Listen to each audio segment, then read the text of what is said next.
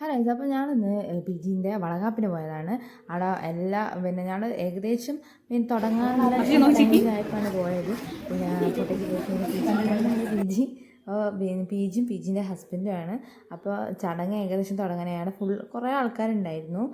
പിന്നെ ഞങ്ങൾ അവിടെ പോയി, ഞങ്ങൾ 2 പേരേ ഉള്ളായിരുന്നു. പോയി അവിടെ ചടങ്ങ് തുടങ്ങി. ഭയങ്കര ഹാപ്പി മൊമെൻറ്റ്സ് ആയിരുന്നു. അവിടെ എല്ലാവരും ഭയങ്കര ഹാപ്പി ആയിരുന്നു. പിന്നെ നൈസ് എന്താ വെച്ചാൽ മൊത്തം പിന്നെ അറേഞ്ച്മെൻറ്റ്സും എല്ലാം അടിപൊളിയായിരുന്നു. പിന്നെ വന്നവർക്കും അവിടെ ഉള്ളവർക്കും എല്ലാവർക്കും ഭയങ്കര സന്തോഷമായിട്ടുള്ളൊരു ഫങ്ഷനായിരുന്നു. അത് ഞങ്ങൾ ഓരോരുത്തരായിട്ട് വന്ന് പിന്നെ വളടിച്ചു.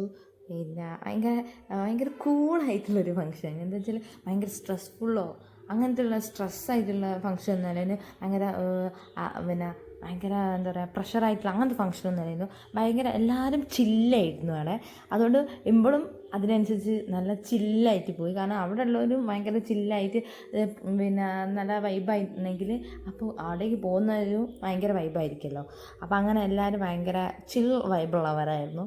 അപ്പോൾ പിന്നെ ഞങ്ങൾ സായു വളയിട്ടു.